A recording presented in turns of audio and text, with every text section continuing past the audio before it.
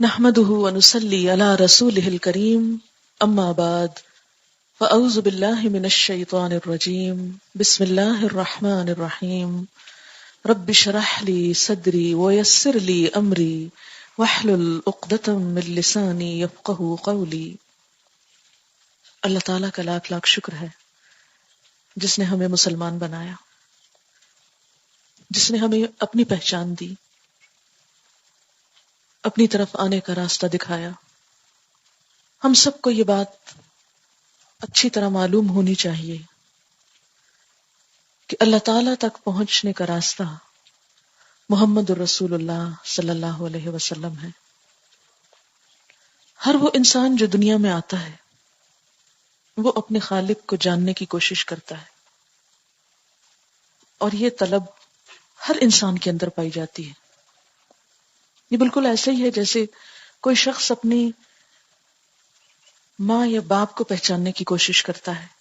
مثلا اگر کسی بچے کو یہ بتایا جائے کہ جس گھر میں تم پل رہے ہو یہ تمہارے حقیقی ماں باپ نہیں ہیں، تمہارے اصلی ماں باپ کوئی اور ہیں، تو اس کی زندگی تڑپ کر رہ جائے گی، بے چینیوں سے بھر جائے گی، اور وہ اپنی ساری کوششیں اس بات پر لگا دے گا کہ میرے ماں باپ کون ہیں۔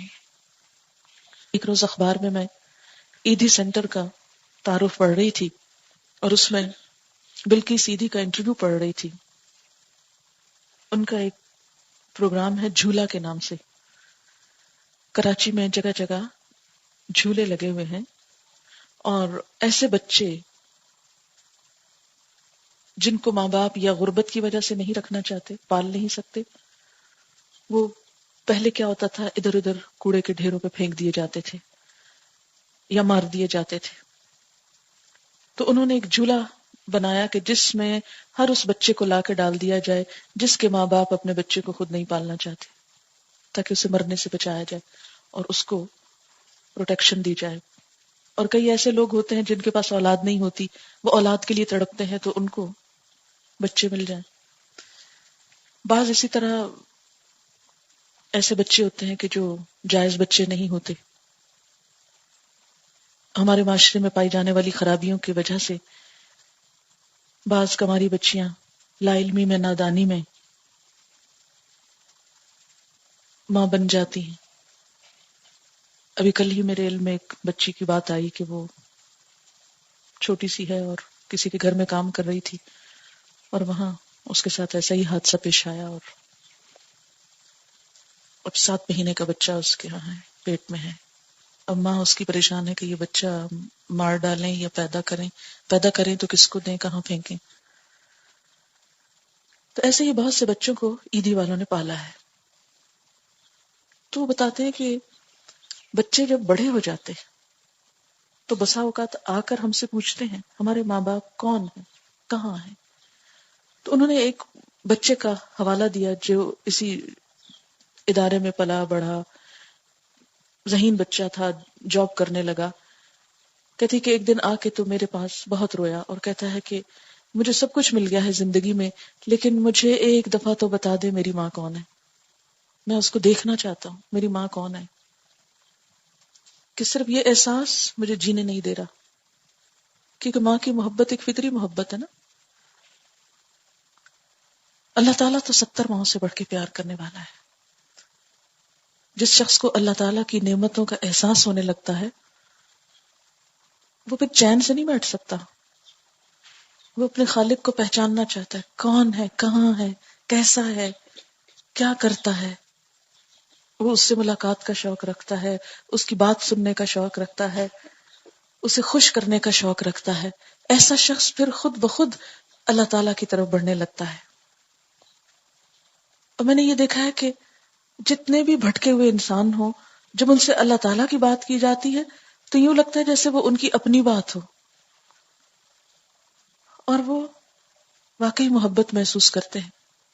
یاد رکھیے کہ اللہ کی محبت صرف ہم مسلمانوں کے دلوں میں ہی نہیں، اگر آپ نان مسلم سے ملیں جو بظاہر اپنے آپ کو مسلمان نہیں کہتے، وہ بھی اللہ کی محبت کی بات کرتے ہوئے پائے جائیں گے۔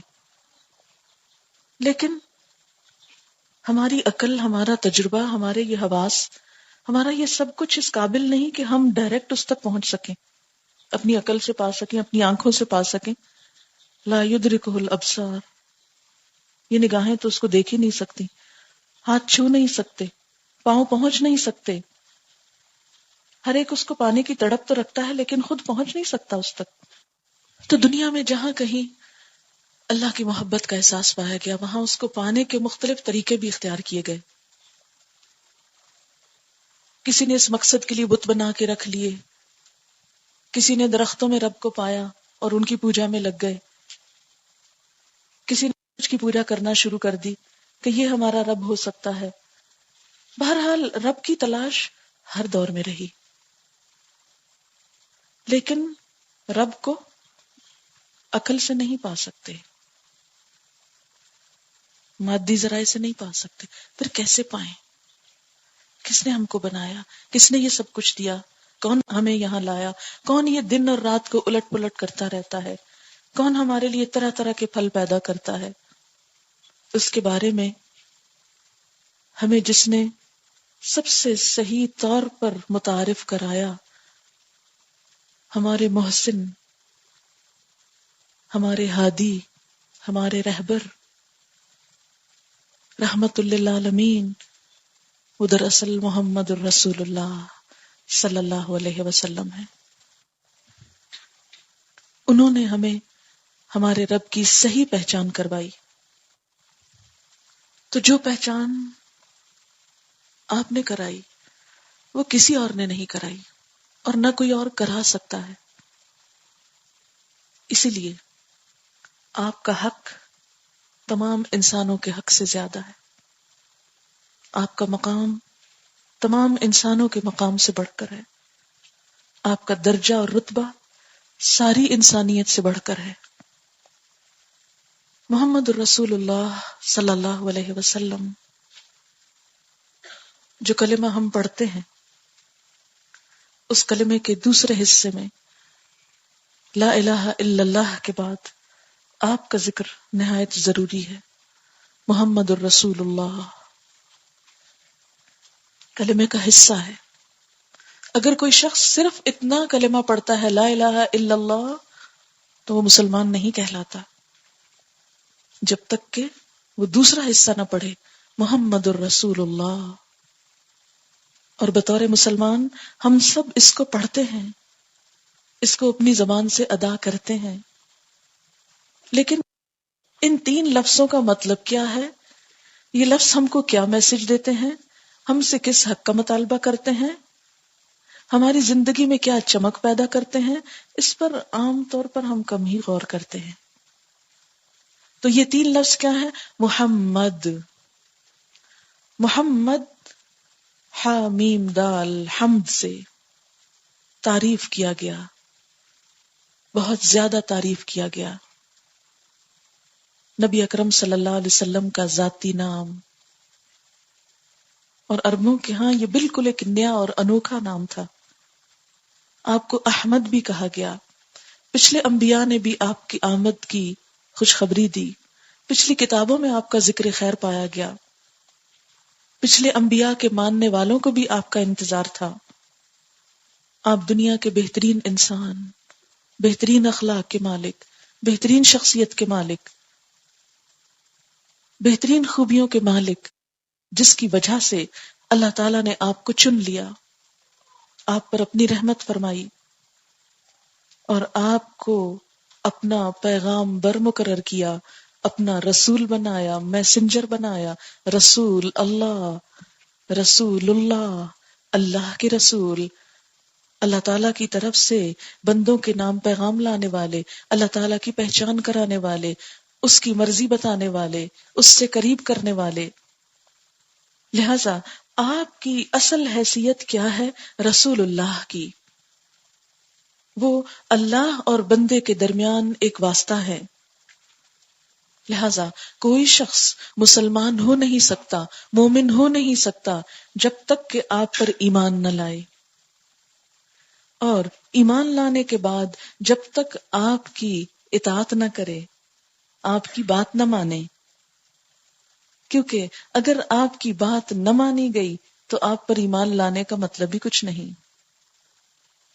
آپ صلی اللہ علیہ وسلم نے فرمایا تھا کل امتی یدخلون الجنت الا من ابا، میری ساری امت جنت میں جائے گی مگر وہ شخص جس نے انکار کیا. قیل ومن ابا، پوچھا گیا کس نے انکار کیا؟ قال من اطاعنی فقد دخل الجنہ ومن عصانی فقد ابا، جس نے میری اطاعت کی وہ جنت میں داخل ہوا اور جس نے میری نافرمانی کی اس نے گویا میرا انکار کیا. پھر اطاعت کے ساتھ ساتھ آپ کا اتباع اور اطاعت میں فرق یہ ہے کہ اطاعت تو ان کاموں میں ہوتی ہے جن کا حکم ملتا ہے، لیکن اتباع تو حکم کے انتظار سے پہلے ہی بات مان لینے کا نام ہے، پیروی کرنے کا، خاموش پیروی کا، جیسے دیکھو ویسے کر لو، نہ حجت کرو نہ آرگیو کرو. اور یہ اسی وقت ہو سکتی ہے جب محبت ہو. جس سے محبت ہوتی ہے انسان اس کے آنکھ کے اشارے کو سمجھتا ہے، اس کے چہرے کے تاثرات کو سمجھتا ہے، اس کی نگاہوں کو سمجھتا ہے، حتیٰ کہ اس کے دل کی باتوں کو سمجھنے لگتا ہے، اس کی پسند و ناپسند کو سمجھنے لگتا ہے. تو جب یہ کیفیت آتی ہے تو اتباع ہوتا ہے. اتباع کا اردو میں معنی کیا جاتا ہے پیروی کرنا، یعنی کسی کے قدموں کو فالو کرنا، یعنی وہ آگے جا رہا ہے، اس کا منہ بھی ادھر ہے، وہ دیکھ بھی نہیں رہا، وہ چل رہا ہے اور یہ شوق میں پیچھے پیچھے جا رہا ہے. کیونکہ جس سے محبت ہوتی ہے نا، انسان اس کے پیچھے پیچھے چلتا ہے، پیچھے پیچھے بھاگتا ہے. وہی پیروی کر سکتا ہے جس کے اندر محبت ہوتی ہے. اسی لیے اللہ کے رسول صلی اللہ علیہ وسلم کی محبت بھی نہایت ضروری ہے. نبی صلی اللہ علیہ وسلم نے فرمایا لا یؤمن احدکم حتی اکون احب الیہ من والدہ وولدہ والناس اجمعین، تم میں سے کوئی شخص مومن ہو ہی نہیں سکتا یہاں تک کہ اپنی اولاد، والدین اور باقی تمام لوگوں کے مقابلے میں مجھ سے زیادہ محبت نہ کرتا ہو. اسے بخاری اور مسلم نے روایت کیا ہے کہ ہمارا ایمان ہی معتبر نہیں جب تک کہ آپ صلی اللہ علیہ وسلم سے محبت نہ ہو. محبت کے اظہار کے مختلف طریقے ہوتے ہیں، یعنی گویا ہم نے سمجھ لیا کہ جب تک آپ کی محبت نہ ہو ہمارے دل میں اس وقت تک ایمان ہی مکمل نہیں. محمد الرسول اللہ کہنا بس خالی ایک دعویٰ ہے، اس کی کوئی حقیقت نہیں جب تک کہ محبت نہیں. اور محبت اظہار چاہتی ہے. اظہار مختلف طرح سے ہوتا ہے محبت کا. پہلا اظہار تو زبان سے ہوتا ہے. ہم دیکھتے ہیں کہ شروع سے لے کر اب تک مختلف قسم کے شعراء کرام، عرب کے، عجم کے، ہر زبان میں آپ کی ذات کے بارے میں بہترین خیالات کا اظہار شعر میں کرتے رہے ہیں. حضرت حسان بن ثابت رضی اللہ تعالی عنہ جو آپ کے دربار کے شاعر تھے، یعنی صحابی تھے، انہوں نے آپ صلی اللہ علیہ وسلم سے محبت کا اظہار کرتے ہوئے کہا وَأَحْسَنُ مِنْكَ لَمْ تَرَ قَطُّ عَيْنِي وَأَجْمَلُ مِنْكَ لَمْ تَلِدِ النِّسَاءُ خُلِقْتَ مُبَرَّأً مِنْ كُلِّ عَيْبٍ كَأَنَّكَ قَدْ خُلِقْتَ كَمَا تَشَاءُ. کسی آنکھ نے تجھ سے زیادہ خوبصورت شخص دیکھا نہیں، تجھ سے زیادہ صاحب جمال کبھی کسی عورت نے جنم نہیں دیا. تو ہر عیب سے اس طرح پاک اور صاف ہے جیسے تو اپنی مرضی اور پسند سے پیدا ہوا ہے. یعنی نبی صلی اللہ علیہ وسلم کی شخصیت کا ایک طرف سراپا اور اس کا نقشہ کھینچ دیا، سراپا بیان کر دیا، اور دوسری طرف اپنی محبت کا اظہار بھی کر دیا. لیکن یاد رکھیے کہ محبت کا اظہار صرف تعریف سے نہیں کافی. اس کے لیے اس سے آگے بڑھ کر پھر کیا ضروری ہے کہ انسان اس کی پسند و ناپسند کا خیال رکھے، اس کی بات مانے جس سے وہ محبت کرتا ہے. کیونکہ قرآن پاک میں آتا ہے قُلْ إِن كُنتُمْ تُحِبُّونَ اللَّهَ فَاتَّبِعُونِي يُحْبِبْكُمُ اللَّهُ وَيَغْفِرْ لَكُمْ ذُنُوبَكُمْ. کہہ دیجئے اگر تم اللہ سے محبت کرتے ہو فَاتَّبِعُونِی، تو میرا اتباع کرو، یعنی محمد رسول اللہ صلی اللہ علیہ وسلم کی پیروی کرو. یحببکم اللہ، انعام کیا ملے گا تم کو؟ اللہ تم سے محبت کرے گا. ویغفر لکم ذنوبکم، اور تمہارے گناہوں کو معاف کر دے گا، تمہاری بخشش فرمائے گا. اس لیے محبت کے زبانی اظہار کے ساتھ ساتھ آپ کی اطاعت کرنا، پھر جس سے محبت ہوتی ہے اس کا احترام بھی لازم ہوتا ہے، کیونکہ جس محبت میں احترام نہ ہو وہ محبت باقی نہیں رہ سکتی. اسی لیے اللہ تعالیٰ نے قرآن پاک میں نبی صلی اللہ علیہ وسلم کی عزت اور احترام کے لیے خاص طور پر تاکید فرمائی، وَتُعَزِّرُوهُ وَتُوَقِّرُوهُ، آپ کی مدد کرو، عزت کرو، توقیر کرو. پھر اسی طرح کیا فرمایا، یا ایھا الذین آمنوا لا تقدموا بین یدی اللہ ورسولہ، اے لوگو جو ایمان لائے ہو، اللہ اور اس کے رسول صلی اللہ علیہ وسلم سے آگے نہ بڑھو. یعنی جہاں وہ رکنے کو کہیں وہاں رک جاؤ. یعنی آپ کے زمانے میں جیسے سب مل کر چل رہے ہیں تو چلنے میں آپ سے آگے نہ بڑھو. اسی طرح جب آپ بول رہے ہیں تو بولنے میں آپ کے آگے بڑھ بڑھ کے نہ بولو، حتیٰ کہ قرآن پاک میں آپ صلی اللہ علیہ وسلم کے سامنے اونچی آواز میں بات کرنے سے بھی منع کر دیا گیا تھا، اور فرمایا کہ جن کے دلوں میں تقوی ہوگا وہ اونچا نہیں بولیں گے، اور اگر کوئی اونچا بولے گا آپ کے سامنے تو اس کے اعمال ضائع ہو جائیں گے. فرمایا تم ایسے مت پکارو جیسے آپس میں ایک دوسرے کو پکارتے ہو. لہٰذا آپ کی محبت کا تقاضا کیا ہے؟ آپ کی عزت اور احترام کیا جائے، آپ کا نام عزت سے لیا جائے.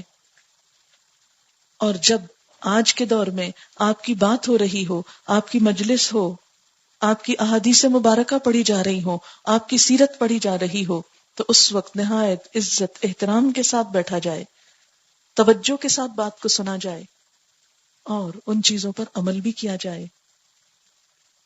آپ صلی اللہ علیہ وسلم کی محبت کی دلیل کیا ہے؟ آپ کی سنت کی پیروی. کیونکہ آپ صلی اللہ علیہ وسلم نے خود فرمایا، من احب سنتی فقد احبنی، جس نے میری سنت سے محبت کی اس نے مجھ سے محبت کی. گویا آپ نے خود ہی بتا دیا کہ مجھ سے محبت کا طریقہ کیا ہے. میرے طریقے کو اختیار کرو، میرے لائف سٹائل کو اختیار کرو، میرے بتائے ہوئے ادب، آداب اور ایٹیکیٹس کو اپنی زندگی میں لاؤ. ہر وہ چیز ہمارے لیے خوبصورت ہو جائے جسے آپ نے پسند کیا، اور ہر وہ چیز ہمارے لیے ناپسند ہو جائے جس کو آپ نے ناپسند کیا. اور جب تک یہ نہ ہو ایمان مکمل نہیں.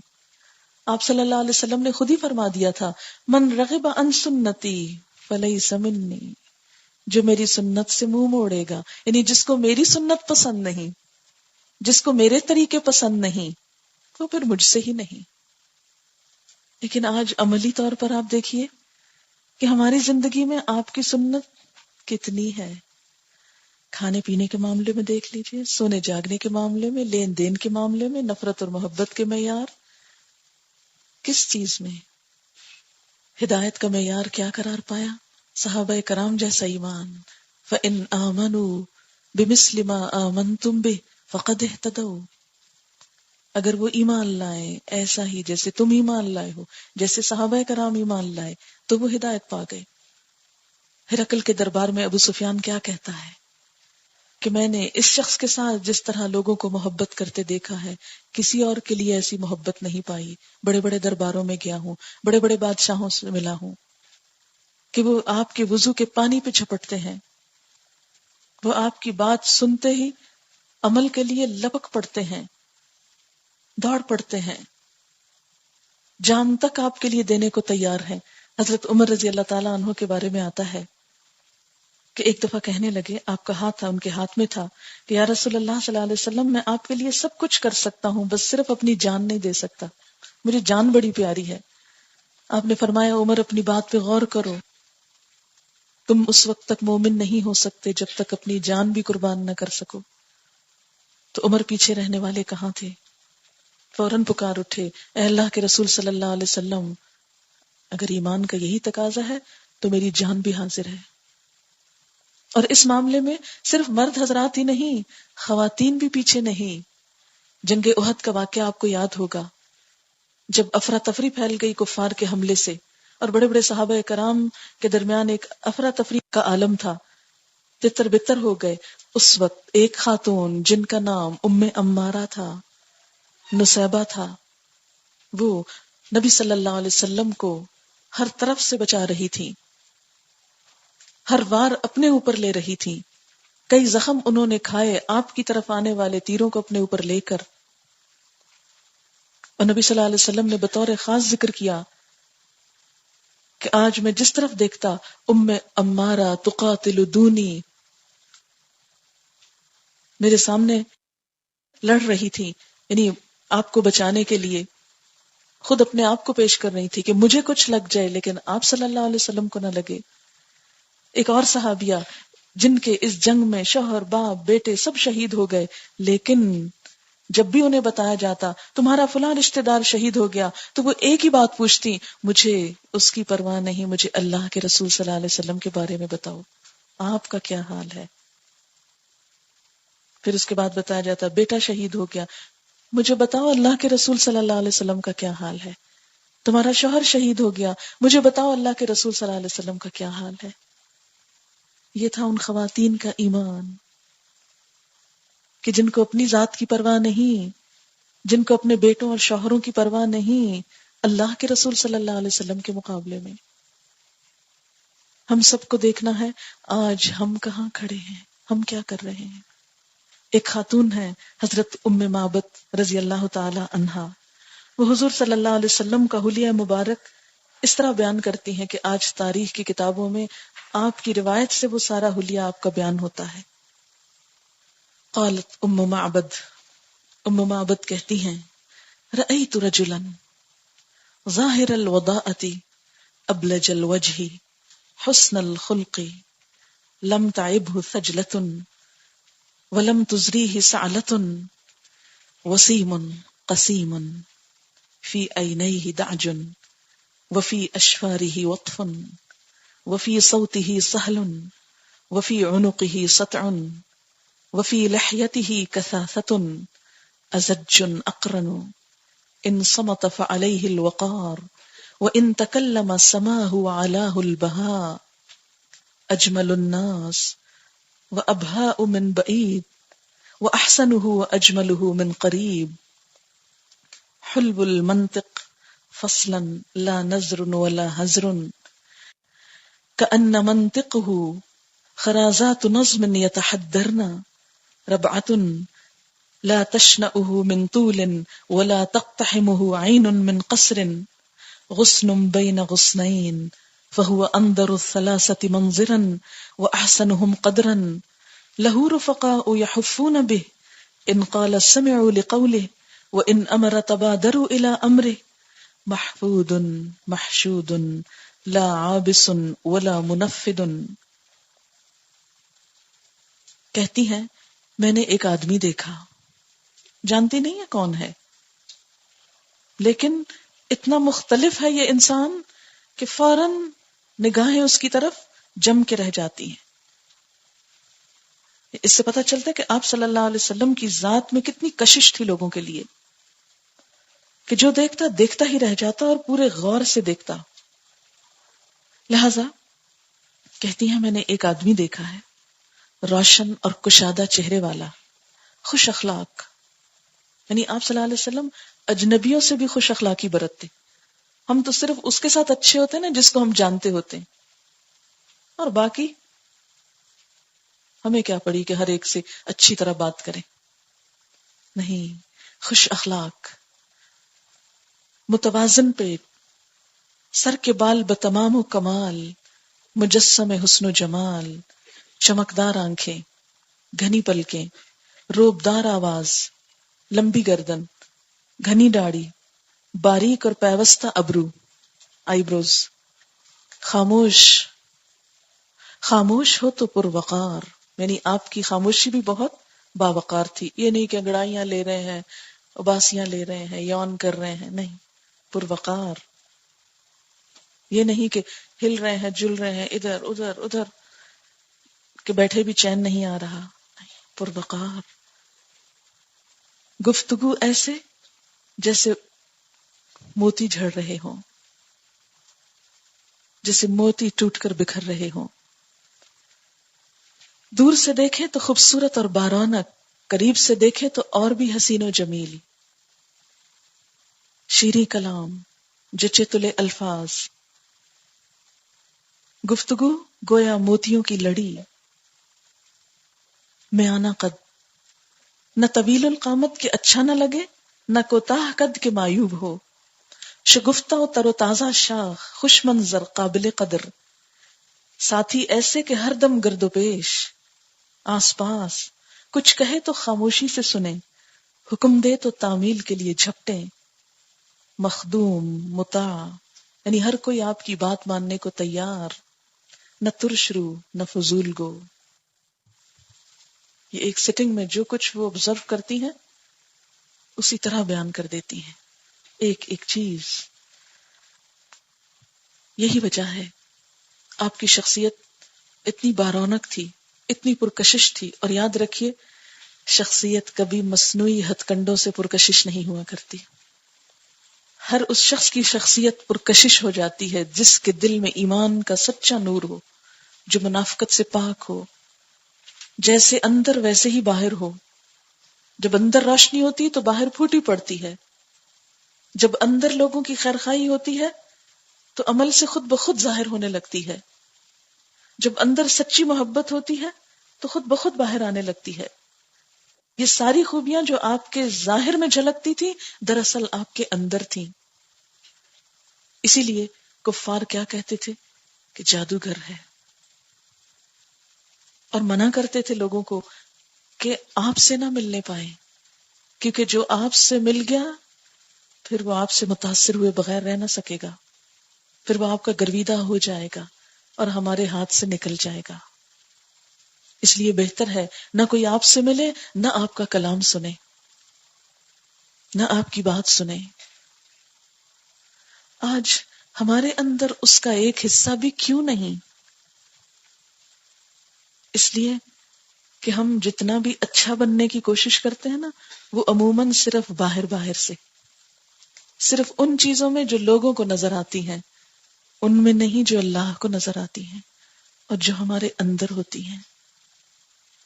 جب اندر کا انسان خوبصورت بننے لگتا ہے تو پھر ہر چیز پرکشش ہونے لگتی ہے. ہمیں بھی آپ کی اتباع میں، آپ کی پیروی میں اندر باہر سے چمکنا ہے، کیونکہ نبی صلی اللہ علیہ وسلم کی آمد کا مقصد بھی کیا تھا؟ وَيُزَكِّيهِمْ، ان کو پاک کرتے ہیں، ان کا تزکیہ کرتے ہیں. اور تزکیہ کا معنی کیا ہوتا ہے؟ صاف کرنا، ہر قسم کے عیب باہر نکال پھینکنا، شخصیت کے، کردار کے، اخلاق کے، اور اچھی چیزوں کو کلٹیویٹ کرنا، اگانا. تزکیہ میں پھر تربیہ بھی آ جاتی ہے.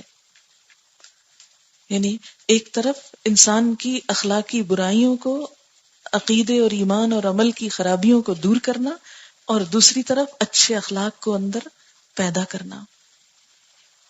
ہمارا آپ سے تعلق اسی وقت صحیح معنوں میں ہو سکتا ہے جب ہم آپ کی بات کو صحیح معنوں میں لینے والے ہوں، پوری طرح، آدھا آدھا نہیں، ظاہر ظاہر سے نہیں، اندر سے بھی.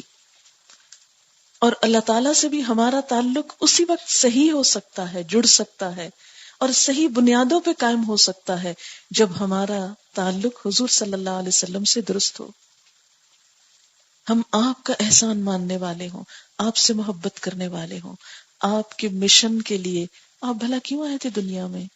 رحمت للعالمین بن کر نا، انسانوں کی ہدایت کا سامان لے کر. اور وہ چھوڑ گئے جاتے ہوئے کس کے پاس؟ امت مسلمہ کے پاس. تو اگر ہم کو آپ سے سچی محبت ہے نا، تو ہم سب سے پہلے اس کام کے ساتھ کمٹمنٹ کرنے والے ہوں کہ جو کام آپ کر کے گئے تھے، جس کے لیے آپ نے اپنا خون بہایا تھا، دانت زخمی کیے تھے، پتھر کھائے تھے، گالیاں کھائی تھی، ہم بھی اس کام کے کرنے والے ہوں. آپ کی خوشی کس میں ہے؟ کہ آپ کی امت آپ کے مشن کو آگے بڑھائے، چاہے کسی بھی طرح، کسی بھی صلاحیت کے ساتھ. آپ تو ہر چیز میں نمونہ بن کر گئے، لیکن ہم سے یہ تقاضا کیا کہ جو ہماری صلاحیت ہو اس کے مطابق ہم آپ کا نام روشن کرنے والے، آپ کے مشن کو آگے بڑھانے والے ہوں. یہ ہے آپ کی محبت کا حق اور اس کا تقاضا. صرف اتنا کافی نہیں کہ ہم آپ کی محبت اور یاد میں چند شعر پڑھ دیں یا چند باتیں بیٹھ کر لیں. پھر ہم دیکھتے ہیں کہ اتنی دور بیٹھ کر اور اس وقت اور ہم کیا کر سکتے ہیں جب تنہائی میں بیٹھے ہوں، جب فارغ ہوں، تو آپ کے لیے کیا کیا کریں؟ کیونکہ انسان عمل تو کرتا ہی ہے، آپ کی سنت کی پیروی بھی ہوگی، لیکن اس کے ساتھ ساتھ کچھ اور بھی فرض ہے ہمارا، اور وہ یہ ہے کہ ہم آپ صلی اللہ علیہ وسلم پر کثرت سے درود بھیجنے والے ہوں، آپ کے لیے دعائے خیر کرنے والے ہوں. محسن کے احسان کا بدلہ تو دینا ہی ہے. قرآن پاک میں آتا ہے ہل جزاء الاحسان الا الاحسان، کیا احسان کا بدلہ احسان کے سوا کچھ اور ہو سکتا ہے؟ پھر آپ نے تو احسان کیا، ہم نے کیا کیا؟ ہم کیا کر سکتے ہیں؟ آپ کے مشن کو تو آگے لے کر بڑھ سکتے ہیں، لیکن اس کے ساتھ ساتھ آپ کے لیے خاص طور پر دعائے خیر یعنی درود شریف کی کثرت بہت ضروری ہے، جس کی طرف سے عموماً لوگ غافل رہتے ہیں، کوتاہی کر جاتے ہیں، کیونکہ ان کو پتہ ہی نہیں کہ یہ کتنا اعلیٰ درجے کا کام ہے، کتنا مطلوب ہے، کتنا پسندیدہ ہے. آپ پر درود قرآن پاک میں آتا ہے ان اللہ و ملائکتہ یصلون علی النبی یا ایھا الذین آمنوا صلوا علیہ وسلموا تسلیما. یقیناً اللہ تعالی نبی صلی اللہ علیہ وسلم پر رحمتیں نازل فرماتے ہیں اور فرشتے آپ کے لیے دعائے رحمت کرتے ہیں. اے لوگو جو ایمان لائے ہو، تم بھی نبی صلی اللہ علیہ وسلم پر درود اور سلام بھیجو. یہ آپ کے احسان کے بدلے کے لیے اللہ تعالیٰ کا حکم بھی ہے ہم سب کے لیے، ایمان والوں کے لیے، کہ ہم آپ کے لیے یہ دعا کریں. یہ اللہ تعالیٰ نے ہم سے مطالبہ کیا ہے کہ جب فرشتے آپ کے لیے دعائیں کر رہے ہیں تو کیا تم نہ کرو گے؟ جن پر اللہ تعالیٰ درود بھیج رہے ہیں، اور اللہ تعالیٰ کا درود بھیجنا کیا ہے؟ رحمتیں نازل فرمانا. اور پھر آپ کا ذکر خیر دنیا کے ہر گوشے میں ہر آن ہو رہا ہے. اب دیکھیے کہ جب دور مشرق سے سورج نکلتا ہے تو اس سے پہلے اذان فجر ہوتی ہے، فجر کے وقت. اور آپ نے دیکھا ہوگا کہ جو سورج زمین کو چھوتا جاتا ہے اور ایک اذان کا وقت ایک جگہ ختم ہوتا ہے تو دوسری جگہ آتا جاتا ہے، اور جو آگے بڑھتی جاتی ہے دن کی یہ رفتار، تو دنیا کے ایک کونے سے لے کر دوسرے تک جیسے فجر کا سرکل چلتا ہے، وہ بھی ختم نہیں ہو پاتا کہ ظہر کا شروع ہو جاتا ہے، وہ ختم نہیں ہو پاتا کہ عصر کا شروع ہو جاتا ہے، وہ ختم نہیں ہو پاتا تو عصر شروع ہو جاتی، وہ ختم نہیں ہو پاتے تو عشاء شروع ہو جاتی ہے. اور اس طرح فجر تک اور فجر سے عشاء تک مسلسل اس گلوب کے اوپر جگہ جگہ گلی گلی مسجدوں میں آپ کا نام لیا جا رہا ہوتا ہے. لہذا اگر ہم نہ بھی آپ کا نام لیں گے، آپ کا ذکر خیر نہیں بھی کریں گے، آپ پہ درود نہیں بھی بھیجیں گے، تو اللہ تعالیٰ خود رحمتیں بھیج رہے ہیں، فرشتے دعائیں کر رہے ہیں، ایمان والے آپ سے محبتیں کرنے والے آپ کے لیے دعائیں کر رہے ہیں. تو محروم کون رہے گا؟ وہی جو اپنا حصہ اس میں نہیں ڈالے گا. تو آج کی اس مجلس میں چند احادیث درود شریف کے بارے میں آپ کے سامنے رکھوں گی، جس سے آپ کو اس کی اہمیت کا اندازہ ہوگا، اور اس کے ساتھ ساتھ انشاءاللہ عمل کے لیے کچھ مسنون درود بھی آپ کو بتائے جائیں گے. سب سے پہلے یہ کہ درود شریف کا مطلب کیا ہے. اللہ تعالیٰ کا نبی اکرم صلی اللہ علیہ وسلم پر درود بھیجنے کا مطلب رحمت نازل کرنا ہے. آپ تو خود بھی رحمت بن کر دنیا کے لیے آئے تھے، تو جو خود دوسروں کے لیے رحمت بن جائے، خود اس پر رحمتیں کیوں نہ ہوں. جو خود دوسروں کے لیے رحمت بن جائے پھر اس کے لیے رحمتیں کیوں نہ ہوں. اب ان تمام جگہوں پر ہم خود کو رکھ کے دیکھیں گے ہم کیا کر رہے ہیں. آپ کی پیروی میں. اور فرشتوں یا مسلمانوں کا درود بھیجنا کیا ہے؟ رحمت کی دعا کرنا. تو سب سے بہترین دعا کیا ہے؟ احسان کے بدلے کے طور پر، بدلہ تو خیر چکا نہیں سکتے لیکن کچھ نہ کچھ جو کر سکتے ہو وہ دعائے رحمت. ان ابی ہریرہ رضی اللہ عنہ ان رسول اللہ صلی اللہ علیہ وسلم قال الملائکۃ تصلی علی احدکم ما دام فی مصلاہ الذی صلی فیہ ما لم یحدث تقول اللہم اغفر لہ اللہم ارحمہ. رواہ البخاری. حضرت ابو ہریرہ رضی اللہ تعالی عنہ سے روایت ہے کہ رسول اللہ صلی اللہ علیہ وسلم نے فرمایا، تم میں سے کوئی شخص جب تک اپنی نماز کی جگہ پر جہاں اس نے نماز پڑھی ہے بیٹھا رہے اور اس کا وضو نہ ٹوٹے تب تک فرشتے اس پر درود بھیجتے رہتے ہیں اور یوں کہتے ہیں، یا اللہ اس کو بخش دے، اس پر رحم فرما. یعنی عام اہل ایمان بھی جب عبادت کی حالت میں ہوتے ہیں، اللہ کا ذکر کرتے ہیں تو ان پر بھی رحمت آتی ہے، کیونکہ فرشتے عام اہل ایمان کے لیے بھی دعا کرتے ہیں. تو دعائے رحمت کا طریقہ پھر کیا ہے؟ اللہم ارحمہ بھی کہنا اور اللہم صلی علی بھی کہنا. لیکن صلی علی کا لفظ عام مسلمانوں کے لیے نہیں ہوتا، یہ انبیاء کے لیے ہوتا ہے. حضرت عائشہ رضی اللہ تعالی عنہ فرماتی ہیں کہ رسول اللہ صلی اللہ علیہ وسلم نے فرمایا، صف کے دائیں طرف کے لوگوں پر اللہ تعالی رحمت نازل فرماتے ہیں اور فرشتے ان کے لیے دعائے رحمت کرتے ہیں. نبی صلی اللہ علیہ وسلم پر درود شریف پڑھنے کی فضیلت. ایک مرتبہ درود پڑھنے سے 10 رحمتیں نازل ہوتی ہیں، 10 گناہ معاف ہوتے ہیں، 10 درجے بلند ہوتے ہیں.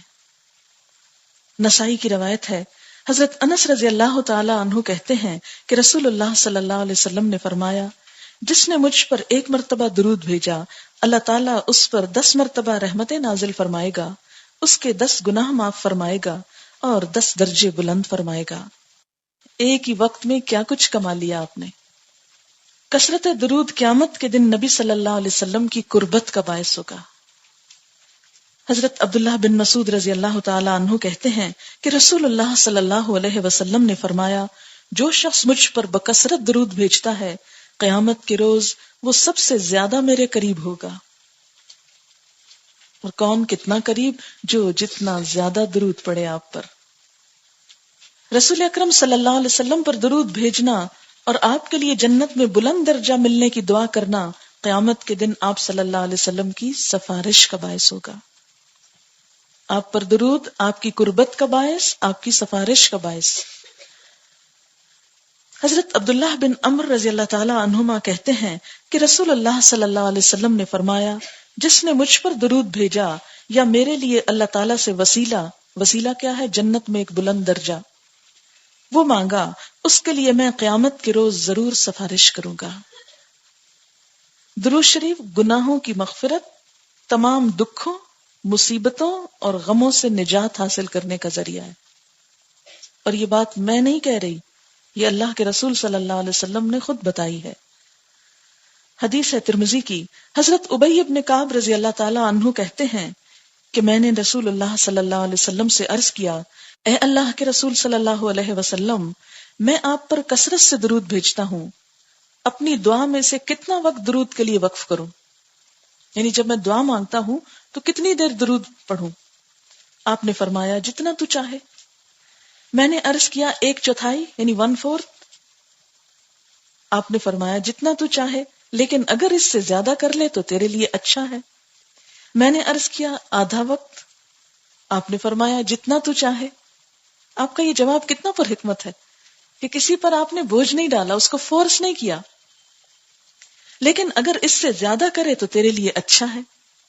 میں نے عرض کیا 2/3. آپ نے فرمایا جتنا تو چاہے، لیکن اگر اس سے زیادہ کر لے تو تیرے ہی لیے بہتر ہے. میں نے عرض کیا میں اپنی دعا کا سارا وقت درود کے لیے وقف کرتا ہوں. آپ نے فرمایا یہ تیرے سارے دکھوں اور غموں کے لیے کافی ہوگا اور تیرے گناہوں کی بخشش کا باعث ہوگا. اور خاص طور پر جب انسان غم سے نڈھال ہوتا ہے، پریشان ہوتا ہے، اس کو مسئلے کا کوئی حل نظر نہیں آتا اور یہ بھی سمجھ نہیں آتا کہ کیا مانگوں، مجھے کیا کہنا چاہیے. یعنی اتنے زیادہ کمپلیکیشنز ہو جاتی ہیں کہ بعض اوقات انسان یہ بھی ڈیسائیڈ نہیں کر پاتا کہ جو میں مانگ رہا ہوں وہ بھی میرے لیے بہتر ہے یا نہیں. تو ایسے میں معاملہ اللہ پہ چھوڑ دیا جائے اور کثرت سے درود شریف پڑھا جائے. اللہ تعالیٰ ضرور کوئی نہ کوئی راستہ پیدا فرما دیں گے. اگلا فائدہ، نبی صلی اللہ علیہ وسلم پر درود بھیجنے والے پر اللہ تعالیٰ رحمت نازل فرماتے ہیں، اور آپ پر سلام بھیجنے والے پر اللہ سلام بھیجتا ہے. حضرت عبد الرحمن بن عوف رضی اللہ تعالیٰ عنہ فرماتے ہیں کہ رسول اللہ صلی اللہ علیہ وسلم ایک روز گھر سے نکلے اور کھجوروں کے باغ میں داخل ہوئے. بہت طویل سجدہ کیا، حتیٰ کہ مجھے اندیشہ ہوا کہیں اللہ تعالیٰ نے آپ کی روح قبض نہ کر لی ہو. حضرت عبد الرحمن بن عوف کہتے ہیں میں رسول اللہ صلی اللہ علیہ وسلم کی طرف دیکھ ہی رہا تھا کہ آپ نے سر اٹھایا اور فرمایا کیا بات ہے؟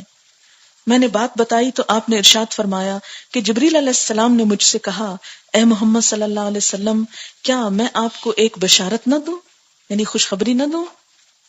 اللہ کریم فرماتا ہے جو شخص آپ پر درود بھیجے گا میں بھی اس پر رحمت نازل کروں گا، اور جو آپ پر سلام بھیجے گا میں بھی اس پر سلام بھیجوں گا. اللہ تعالیٰ کی طرف سے سلام آئے تو انسان کے لیے پھر کیا خوف اور کیا غم. یہ مسند احمد کی روایت تھی جو ابھی میں نے آپ کو سنائی.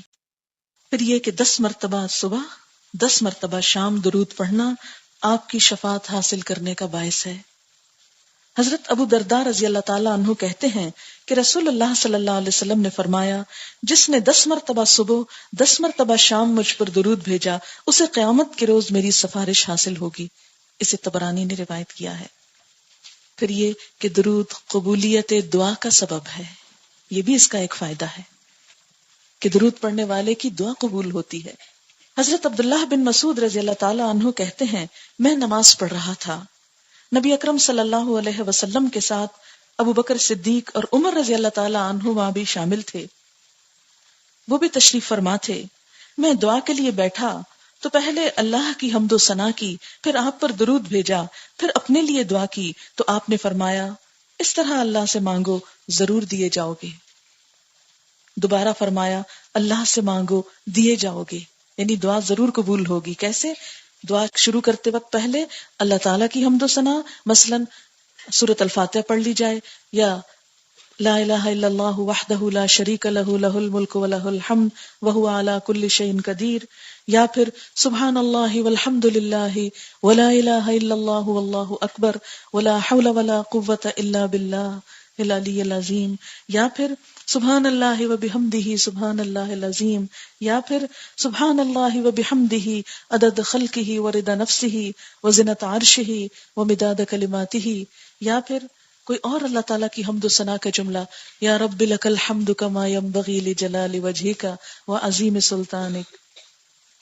اس کے بعد درود شریف، اور درود شریف کی کئی قسمیں ہیں، کئی ورشنز ہیں، وہ اینڈ میں آپ کو بتاؤں گی. میں بہترین درود وہ ہے جو نماز کے اندر آتا ہے، درود ابراہیمی. ایک دفعہ وہ پڑھ لیا جائے. اگر وقت کم ہو تو مختصر درود بھی آتا ہے، وہ پڑھا جا سکتا ہے، پھر دعا مانگی جائے. یہ دعا مانگنے کا ادب اور طریقہ ہے. اس طرح مانگنے سے آپ صلی اللہ علیہ وسلم نے کیا فرمایا؟ دعا قبولیت کا درجہ پائے گی. اور ایک مرتبہ درود پڑھنے پر ویسے بھی 10 رحمتیں آتی ہیں. تو گویا آپ نے درود شریف پڑھنا شروع کیا اور رحمتیں آنے لگ گئی. جب رحمت سے اللہ تعالیٰ آپ کی طرف متوجہ ہو گئے تو دعا قبول ہو گئی نا. حضرت ابو ہریرہ رضی اللہ تعالیٰ عنہ سے روایت ہے کہ رسول اللہ صلی اللہ علیہ وسلم نے فرمایا جس نے مجھ پر ایک مرتبہ درود بھیجا اللہ اس پر 10 رحمتیں نازل فرمائے گا. اسے صحیح مسلم نے روایت کیا ہے. ایک دفعہ درود پڑھنے والے پر 10 رحمتیں، ایک مرتبہ سلام بھیجنے والے پر 10 سلام. حضرت ابو طلحہ رضی اللہ تعالیٰ عنہ سے روایت ہے کہ ایک روز حضور صلی اللہ علیہ وسلم تشریف لائے. آپ کا چہرہ مبارک خوشی سے تمتما رہا تھا. ہم نے عرض کیا آج ہم آپ کے چہرہ مبارک پر خوشی کے آثار دیکھ رہے ہیں. آپ نے فرمایا کہ میرے پاس جبریل علیہ السلام تشریف لائے اور خوشخبری دی کہ اللہ تعالیٰ فرماتا ہے کیا آپ کے لیے یہ بات خوشی کا باعث نہیں کہ آپ کا جو امتی ایک مرتبہ درود بھیجے میں اس پر 10 رحمتیں نازل کروں، اور جو امتی ایک مرتبہ آپ کو سلام کہے میں اس کو 10 مرتبہ سلام کہوں. یعنی یہ وہ کام ہے جس میں تھوڑی سی کوشش بہت زیادہ رحمتوں اور برکتوں کا سبب بنتی ہے. پھر ایک مرتبہ درود پڑھنے سے 10 نیکیاں بھی لکھی جاتی ہیں. یعنی رحمتیں تو آتی ہیں، ساتھ نیکیاں بھی لکھ لی جاتی ہیں. حدیث پاک ہے، نبی صلی اللہ علیہ وسلم نے فرمایا، جس نے مجھ پر ایک دفعہ درود بھیجا، اللہ اس کے نامہ اعمال میں 10 نیکیاں لکھے گا. اگلا فائدہ، جب تک آپ پر درود بھیجا جائے فرشتے دعائے رحمت کرتے رہتے ہیں. یعنی ہم درود پڑھتے رہتے ہیں اور فرشتے ہمارے لیے دعا کرنا شروع کر دیتے ہیں. حضرت عامر بن ربیعہ رضی اللہ تعالی عنہ اپنے باپ سے روایت کرتے ہیں کہ نبی صلی اللہ علیہ وسلم نے فرمایا، جب تک کوئی مسلمان مجھ پر درود بھیجتا رہتا ہے اس وقت تک فرشتے اس کے لیے دعائے رحمت کرتے رہتے ہیں. اب جو چاہے کم پڑھے، جو چاہے زیادہ پڑھ لے، جتنی رحمت اس کو سمیٹنی ہے اس کے مطابق کر لے. نبی صلی اللہ علیہ وسلم سلام کہنے والے کو سلام کا جواب دیتے ہیں. حضرت ابو ہریرہ رضی اللہ تعالی عنہ کہتے ہیں کہ رسول اللہ صلی اللہ علیہ وسلم نے فرمایا، جب کوئی شخص مجھے سلام کہتا ہے تو اللہ تعالیٰ میری روح واپس لوٹاتا ہے اور میں اس سلام کا جواب دیتا ہوں. اسے ابو داؤد نے روایت کیا ہے. اب آپ سوچ رہے ہوں گے کہ یہ تو بڑا مشکل کام ہے، بار بار روح ڈال لی جائے، وہ نکال لی جائے، پھر ڈالی جائے. یہ بات نہیں. آپ کو پتا ہے کہ روح کی کئی قسمیں ہوتی ہیں. جب انسان سوتا ہے تو قرآن پاک میں آپ پڑھیں گے کہ ایک روح انسان کی اس وقت لے لی جاتی. جب انسان جاگتا ہے تو وہ روح لوٹا دی جاتی. تو اس وقت آپ کو کوئی تکلیف محسوس ہوتی؟ کچھ بھی نہیں. وہ کیا روح ہوتی ہے؟ احساس اور شعور کی، جو واپس ملتی ہے. سونے کے وقت انسان کہ یہ احساس اور شعور ایک طرح سے اللہ تعالیٰ کے قبضے میں ہوتے ہیں. تو جب آپ کو سلام کیا جاتا ہے تو آپ کو ایک طرح سے احساس دیا جاتا ہے، بتایا جاتا ہے کہ فلاں امتی نے سلام بھیجا ہے، آپ بھی اس کو سلام بھیجتے ہیں، یعنی آپ اس کا جواب دیتے ہیں. اچھا، ایک بات یہ ہے نا کہ جو عالم بالا کی باتیں ہوتی ہیں نا، عالم برزخ کی، وہ عموماً ہم کو سمجھ نہیں آتی اور بعض اوقات ہم کنفیوز ہوتے ہیں، بعض اوقات اس کے رنگ رنگ کے معنی نکالنے لگتے ہیں اور عقل پہ پرکھنے لگتے ہیں. بھلا یہ کیسے ہو سکتا ہے کہ آپ اتنے لوگوں کا جواب دیں اور آپ کو یہ بتایا جائے کہ یہ لوگ درود بھیج رہے ہیں اور یہ تو عقل میں نہیں آتا. تو بات یہ ہے کہ اگلی دنیا کی باتوں کو اس دنیا سے مثال نہ دیجیے کبھی بھی. وہاں کیا ہوتا ہے، کیسے ہوتا ہے، کیا انتظامات ہیں، کیا طریقے ہیں، کیا عالم ہے، وہ تو کسی آنکھ نے دیکھا ہی نہیں، نہ کسی کان نے سنا ہے، نہ کوئی دماغ اس کا تصور کر سکتا ہے. اس لیے ایمان کا تقاضا کیا ہے؟ جو کہہ دیا گیا اس کو مان لیا. ایسا ہوتا ہے، ہوتا ہوگا، آپ نے فرمایا ہے، سچ فرمایا ہے. لیکن شرط یہ کہ حدیث صحیح ہو. اور یاد رکھیے کہ ہر ایک کا اجر و ثواب اس کی نیت اور اس کے ایمان، تقوی اور عمل پر بھی ہوتا ہے.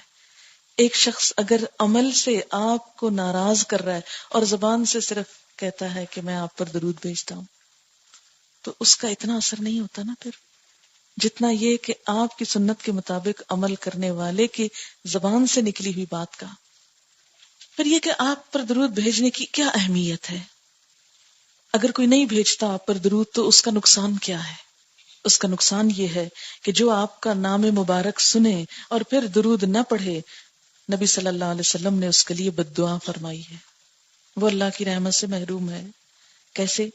حضرت ابو ہریرہ رضی اللہ تعالی عنہ کہتے ہیں کہ رسول اللہ صلی اللہ علیہ وسلم نے فرمایا، رسوا ہو وہ آدمی جس کے سامنے میرا نام لیا جائے اور وہ درود نہ پڑھے. کیسے پڑھنا ہوتا ہے یہ؟ صلی اللہ علیہ وسلم، دل کے اندر ہی. رسوا ہوا وہ آدمی جس نے رمضان کا پورا مہینہ پایا اور وہ اپنے گناہ نہ بخشوا سکا. رسوا ہو وہ آدمی جس کے سامنے اس کے ماں باپ بڑھاپے کی عمر کو پہنچے اور وہ ان کی خدمت کر کے جنت میں داخل نہ ہو. نبی صلی اللہ علیہ وسلم کا نام مبارک سن کر درود نہ بھیجنے والے کے لیے حضرت جبریل نے بد دعا فرمائی اور نبی صلی اللہ علیہ وسلم نے آمین کہی. حضرت کعب بن عجرہ رضی اللہ تعالی عنہ کہتے ہیں کہ ایک روز رسول اللہ صلی اللہ علیہ وسلم نے ممبر لانے کا حکم دیا. ممبر کیا چیز تھی؟ جس پر آپ خطبہ دیتے تھے. اور جب آپ صلی اللہ علیہ وسلم پہلی سیڑھی پر چڑھے تو فرمایا آمین، پھر دوسری سیڑھی پر چڑھے تو فرمایا آمین، پھر تیسری سیڑھی پر چڑھے تو فرمایا آمین. خطبہ سے فارغ ہونے کے بعد جب آپ صلی اللہ علیہ وسلم ممبر سے نیچے تشریف لائے تو صحابہ نے عرض کیا، آج آپ سے ہم نے ایسی بات سنی ہے جو اس سے پہلے کبھی نہیں سنی، کہ آپ آمین کہہ رہے تھے، یہ کس بات پہ آمین تھی؟ رسول اللہ صلی اللہ علیہ وسلم نے فرمایا، جبریل علیہ السلام تشریف لائے اور کہا، ہلاکت ہے اس آدمی کے لیے جس نے رمضان کا مہینہ پایا اور اپنے گناہ نہ بخشوائے۔ میں نے جواب میں کہا آمین۔ جب میں دوسری سیڑھی پر چڑھا تو جبریل علیہ السلام نے کہا، ہلاکت ہو اس آدمی کے لیے جس کے سامنے آپ کا نام لیا جائے لیکن وہ آپ پر درود نہ بھیجے۔ میں نے جواب میں کہا آمین۔ جب تیسری سیڑھی پر چڑھا تو جبریل علیہ السلام نے کہا، ہلاکت اس آدمی کے لیے جس نے اپنے ماں باپ یا دونوں میں سے کسی ایک کو بڑھاپے کی عمر میں پایا لیکن ان کی خدمت کر کے جنت حاصل نہ کی۔ میں نے جواب میں کہا آمین۔ تو آپ خود سوچئے، جس دعا کے مانگنے والے جبریل علیہ السلام ہوں اور اس پر آمین کہنے والے اللہ کے رسول صلی اللہ علیہ وسلم ہوں، پھر اس کی قبولیت میں کوئی شک ہو سکتا ہے؟ نہیں۔ نبی صلی اللہ علیہ وسلم پر درود نہ بھیجنے والا بخیل، کنجوس کہلاتا ہے، چاہے وہ کتنا ہی مال خرچ کرنے والا ہو۔ حضرت علی رضی اللہ تعالیٰ عنہ کہتے ہیں کہ رسول اللہ صلی اللہ علیہ وسلم نے فرمایا، جس کے سامنے میرا نام لیا جائے اور وہ درود نہ پڑھے وہ بخیل ہے، اور بخل اور ایمان ایک دل میں جمع نہیں ہوتے۔ حضرت ابو ذر سے روایت ہے کہ رسول اللہ صلی اللہ علیہ وسلم نے فرمایا، لوگوں میں سے بخیل ترین آدمی وہ ہے جس کے سامنے میرا نام لیا جائے اور وہ میرے اوپر درود نہ بھیجے۔ پہلا نقصان کیا تھا؟ آپ کی بد دعا۔ دوسرا نقصان جبریل علیہ السلام کی بد دعا اور آپ کی آمین۔ تیسرا نقصان آپ نے اس شخص کو بخیل کہا۔ چوتھا نقصان جو آپ پر درود نہ بھیجے، قیامت کے دن اس شخص کے لیے یہ بات باعث حسرت ہوگی، سخت پچھتائے گا کہ آپ پر درود کیوں نہیں بھیجا۔ حضرت ابو ہریرہ رضی اللہ تعالی عنہ کہتے ہیں کہ رسول اللہ صلی اللہ علیہ وسلم نے فرمایا، جس مجلس میں لوگ اللہ کا ذکر نہ کریں، رسول اللہ صلی اللہ علیہ وسلم پر درود نہ بھیجیں، وہ مجلس قیامت کے دن ان لوگوں کے لیے حسرت کا باعث ہوگی، خواہ وہ نیک اعمال کے بدلے میں جنت میں چلے ہی جائیں۔ یعنی باقی ان کے عمل بڑے اچھے ہیں اور وہ جنت میں بھی چلے گئے، لیکن وہ ان مجلسوں پر حسرت کریں گے جن میں آپ پر درود نہ بھیجا گیا ہو۔ اسی لیے کیا کرنا چاہیے؟ جیسے کلاس شروع ہوتی ہے تو سب سے پہلے نحمدہ ونصلی، یہ جو دو لفظ ہیں نا، یہ اسی مقصد کے لیے پڑھے جاتے ہیں۔ آپ کہیں بھی درس دیں، کہیں بھی بات ایسے فارمل ٹاک شروع کریں تو یہ دو لفظ پڑھنا کبھی نہ بھولیں، نحمدہ ونصلی۔ اس میں اللہ تعالیٰ کی حمد بھی ہو جاتی ہے اور آپ پر درود بھی ہو جاتا ہے۔ اور اگر کسی مجلس میں یہ نہ پڑھا گیا تو چاہے وہ بڑی نیکیوں کی مجلس ہو، لیکن قیامت کے دن انسان کہے گا کاش میں پڑھ لیتا تو اسی مجلس کا ثواب کتنا زیادہ بڑھ جاتا۔ آپ پر درود نہ بھیجنا جنت سے محرومی کا باعث ہو سکتا ہے، یہ اگلا نقصان ہے۔ حضرت عبداللہ بن عباس رضی اللہ تعالی عنہما کہتے ہیں، رسول اللہ صلی اللہ علیہ وسلم نے فرمایا، جو مجھ پر درود پڑھنا بھول گیا اس نے جنت کا راستہ کھو دیا، جنت کا راستہ اس سے گم ہو گیا، وہ اور ہی طریقوں پہ چل پڑا۔ پھر ایک اور نقصان، جس دعا سے قبل درود نہ پڑھا جائے وہ دعا قبول نہیں ہوتی۔ حضرت انس رضی اللہ تعالیٰ عنہ کہتے ہیں کہ رسول اللہ صلی اللہ علیہ وسلم نے فرمایا، جب تک نبی اکرم صلی اللہ علیہ وسلم پر درود نہ بھیجا جائے کوئی دعا قبول نہیں کی جاتی۔ اسے طبرانی نے روایت کیا ہے۔ اب یہ کہ کون سا درود پڑھا جائے، کیسا درود پڑھا جائے، کیونکہ آپ نے دیکھا ہوگا کہ چونکہ درود شریف کی فضیلت بہت ہے، اس لیے ہمارے معاشرے میں بہت سے درود گھڑ لیے گئے، بہت سے درود ایجاد کر لیے گئے ہیں۔ ان کی کیا حیثیت ہے؟ یاد رکھیں وہ دو طرح کے ہیں، اور ان دو کے علاوہ ایک قسم کون سی ہے؟ جو مسنون ہے۔ مسنون کا کیا مطلب ہے؟ جو سنت سے ثابت ہے، ٹھیک ہے؟ تو مسنون کون سا ہے؟ جو آپ نے سکھایا ہے۔ اور دوسرے کون سے ہیں؟ جو لوگوں نے خود بنائے ہیں۔ اب جو لوگوں نے خود بنائے ہیں وہ دو طرح کے ہیں۔ ایک تو وہ ہے کہ جو اچھے بہترین الفاظ میں آپ کی تعریف ہے، یہ ایسے ہی ہے جیسے نعت شعر میں ہوتی ہے تو یہ درود نثر میں ہے، اس میں کوئی حرج نہیں، کوئی گناہ کی بات نہیں، کچھ نہیں، بڑے خوبصورت الفاظ چنے گئے آپ کی تعریف بیان کرنے کے لیے یا آپ کے لیے دعائے خیر کرنے کے لیے، ٹھیک ہے، پڑھ لیں اس کو، کوئی حرج نہیں۔ لیکن کچھ درود ایسے بنائے گئے ہیں کہ جس میں آپ صلی اللہ علیہ وسلم سے محبت کے اظہار میں غلو کیا گیا ہے، آپ کی شان کو حد سے بڑھا کر بسا اوقات اللہ تعالی کے برابر کر دیا گیا ہے، یا آپ کو وہ صفات دے دی گئی جو دراصل اللہ تعالی کی صفات ہیں۔ ایسے میں چونکہ شرک شامل ہو جاتا ہے اور نبی صلی اللہ علیہ وسلم کی نافرمانی بھی ہوتی ہے، کیونکہ آپ نے خود منع فرمایا تھا، لا تطرونی کما اطرت النصارى عیسی ابن مریم، مجھے میری حد سے آگے نہ بڑھاؤ جیسے نصارہ نے عیسی ابن مریم کو کیا کیا تھا، ان کے درجے اور مقام سے آگے بڑھا دیا، اور کیا بنا دیا، اللہ کا نبی کہنے کی بجائے اللہ کا بیٹا کہہ دیا۔ تو فرمایا اے میری امت کے لوگوں، تم نہ ایسے کرنا، مجھے میری حد سے آگے نہیں بڑھانا۔ اچھا ہمارے ہاں کیا ہوتا ہے عام طور پر کہ نبی صلی اللہ علیہ وسلم کے لیے بسا اوقات تعریف کے الفاظ کہتے ہوئے یہ کہہ دیا جاتا ہے نور من نور اللہ، آپ نور ہیں اور اللہ کے نور سے نکلے ہیں۔ جیسے عیسیٰ علیہ السلام کے لیے کیا کہتے ہیں، اللہ کے بیٹے، یعنی اللہ سے پیدا ہوئے۔ بیٹا پیدا ہوتا ہے نا کسی سے، ویسے تو نہیں بیٹا کسی کو کہہ سکتے۔ تو قرآن پاک میں کیا ہوتا ہے، لم یلد ولم یولد، نہ اس نے کسی کو جنم دیا نہ کسی سے جنم لیا، نہ جنم دیا کسی کو نہ کسی سے جنم لیا، نہ اس کا کوئی بیٹا نہ وہ کسی کا بیٹا۔ تو اسی طرح اللہ تعالی خالق ہے اور باقی سب اس کی مخلوق ہیں، اس لیے یہ کہنا کہ کوئی چیز اللہ تعالی سے الگ ہو کر ہمارے سامنے آئی اور وہ اللہ ہی کا حصہ ہے، یہ پھر شرک ہو جاتا ہے۔